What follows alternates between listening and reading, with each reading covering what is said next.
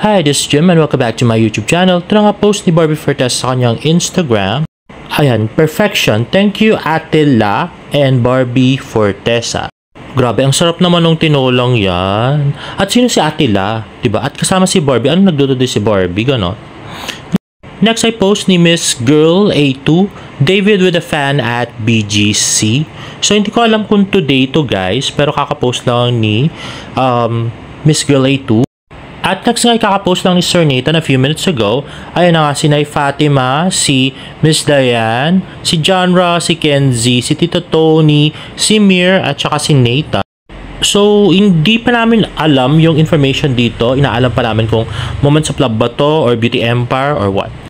At next ay post ng Gluta-Lipo main official. Saktong-sakto mainit na Gluta-Lipo Dark Choco ngayong malamig na panahon.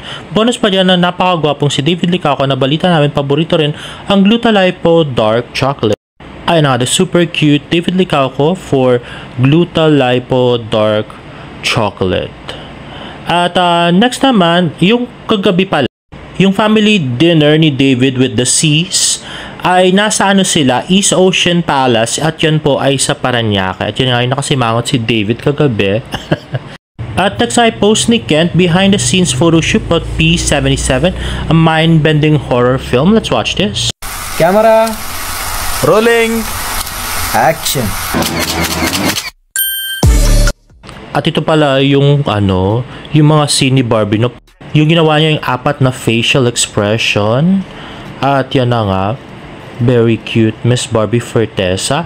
Napakagaling. At next yun nga inalayayan ni Barbie si Kailin sa pagbaba. Ayan na nga. Girls helping each other, diba? Very independent. At next naman ay post ni Tony Fowler, POV Celebrity Mom. At yan na nga, mini-makeup si Tony Fowler at nakasakay na sila to Showtime.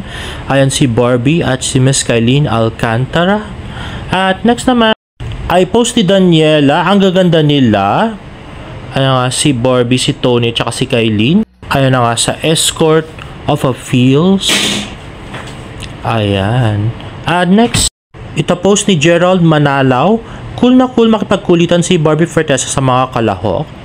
Let's watch this. Hello, Renyo kay Tony at Barbie. Ay, look. In fairness, sa sexy ni Barbie, no, lumalaki yung ano, yung bumper. Tapos may papusod pa. At next ay post ni Lyra sa TikTok, Cly and Stacy, quick meetup. Haha, ganda mo.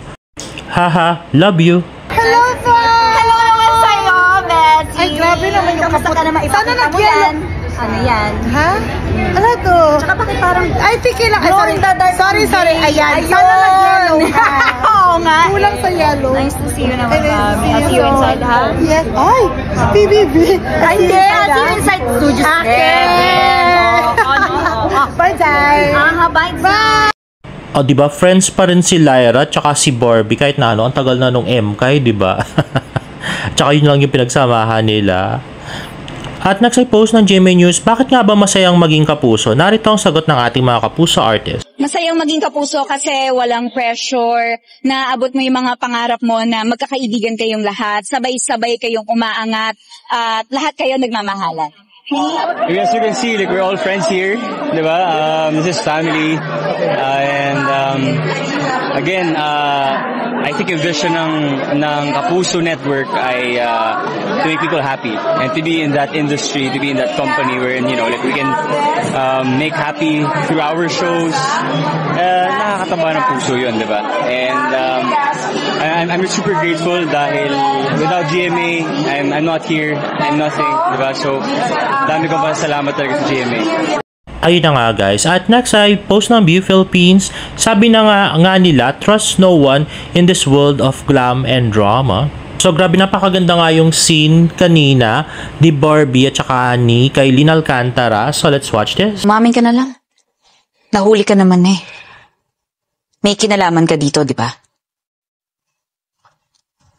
Ganyan ka na ba talagang kasama, Shari? Nakakaya mong manlaglag ng ibang tao? Sabagay, bakit pa ba ako magugulat? In fairness yung yung vibes na na-feel ko kay Kailin at saka kay Barbie, parang Sherry Hill and Sharon Cuneta, mga ganun-ganun sila. Siguradong sanay ka na dito. Na perfect mo na.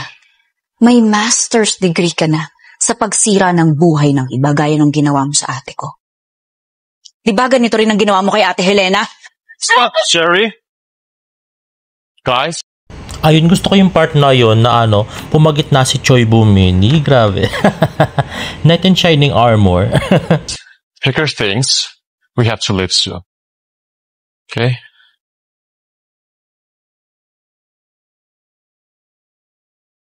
At tweet nga ni PCY, damn, this scene was so intense. I was in awe the whole time. Grabe ang palitan ng linya and emotion is overflowing. Top tier acting, they're both exceptional. Please! Don't you dare accuse me sa mga bagay hindi ka naman ginawa!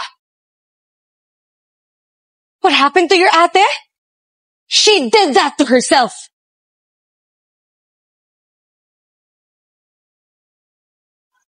At gusto ko rin yung suit ni Barbie dito, lumalaki yung bumper niya, diba? May sexy.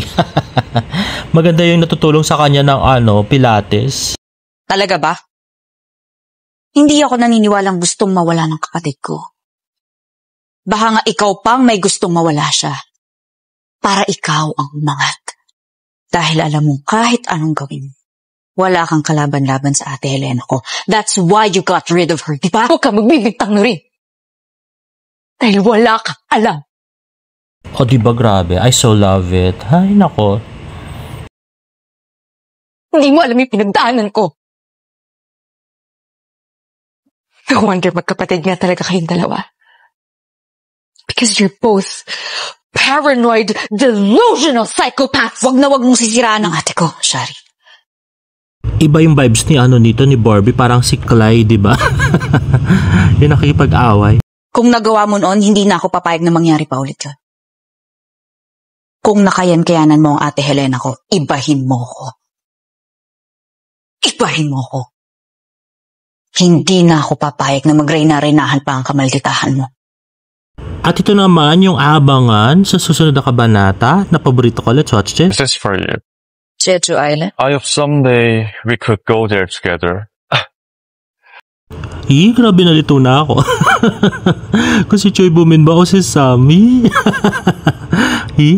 At next ay post ng Sparkle GMA Artist Center, David Licao, Kim Santana, Lexi Gonzalez delighted the festival goers bring extra sparkle to Tacloban's Sangyao Festival last weekend. Ayun na nga si David na wala raw energy. At yan si Kim Santana at saka si Lexi Gonzalez. At next naman guys, okay, medyo discuss lang natin yung viral na naman na tweet ngayon ni David Fan na merong 140,000 views sa Twitter. So sabi nga, ayun pala, kaya pala may sighting si David at yung girl nung April sa Morato. Balak ni David magtayo ng Kuya Korea sa Morato. Nag-comment si Nainay sa TikTok ni David na nakita niya si David sa Morato with another girl on April 28. April 28 din nag-post si Barbie ng roller coaster emoji na nalaman niya siguro na may sighting si David with another girl sa Morato. Ayun, kinonfirm ni Nainay na si Alex ang nakita niya kasama ni David sa Morato. At ang balita, isang friend ni David ang bibili ng franchise ng Kuya Korea para sa Morato. So ganyan talaga si David, kung nasaan ang house ng girlfriend ay doon magtatayo ng business.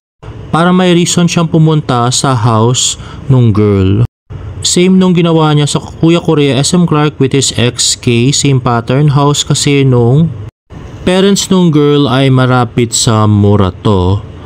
At ano naman kaya sasabihin ni Pikwa dito? Kasi bayaran daw ako. Hayaan na natin yan. Anyway guys, yun na nga. So yung nainay nga, yun na yun, matagal na nag-comment yun, April 28 pa, dun nga sa TikTok ni David, yun yata nag-good morning siya doon sa car. Tapos, yun, kinonfirm niya rin recently na yun nga ang secret girlfriend ni David daw yung nakita niya. Now, with regards to sa Morato, well, malalaman pa lang natin kung totoo yun pagka tinayo na ni David yung Kuya Korea sa Morato. So, pag tinayo niya yun, malalaman natin na totoo nga yung yung sinabi, di ba? At least, di ba, alam na natin kung sakali man na magtayo si David ng Kuya Korea sa Morato. Anyway guys, Next nga ay meron tayong Bardo Cheese. Okay guys, so ito ngang ano na to, spluk na to ay exclusively galing sa akin, no? Baka sabihin na naman ni Pico siya na naman unang nakabalita, no? Kinukuha niya lang yung mga spluk dito sa vlog ko, kaya kumukuha siya sa Twitter. Pero ito na nga guys. So, si David daw ay meron ngang solo teleserye na isushoot this year. So, hindi pa namin alam guys kung yun yung sinasabi ni David na isushoot ngayong July. Pero parang hindi naman palalabas ng August. Para mga last months of the year, mga November or December palalabas, or mga 2026 na siguro ipapalabas guys. Now, hindi raw si Barbie yung leading lady. Although may guesting nga si David sa Beauty Empire, pero meron nga daw siyang bagong teleserye na hindi pa sinabi kung sino yung leading lady guys. No? So, abangan pa natin. Meron mga chismis nung matagal na pwede raw si Jillian Ward yung maging leading lady niya. Pero hindi pa yun sure, no? Huwag niyo akong i-quote doon. No? Ikaabangan pa natin kung sino leading lady niya. Parang si Sanya ulit, 'di ba? So basta hindi niya kasama si Barbie. Sure na yung guesting niya sa Beauty Empire. Pero meron din siyang sariling teleserye that will be this year at ipapalabas siya either end of the year, this year or next year. So baka either baka mauna daw tong i-shoot or pagkatapos ng shooting ng Moments of Love. So medyo okay na rin yung Moments of Love, medyo kasado na. So yun nga, abangan na lang natin guys for further announcement of the teleserye of David Licauco. Na ito nga ay galing lang po dito sa ating vlog at wala pong nauna sa atin. Huwag pong i-claim ni Pikwa na nauna siya dito sa information na to. Ang kapal niya. Anyway guys, if you like this video, please give it a thumbs up and please subscribe to my YouTube channel for more Bardo updates in my next vlog. Bye!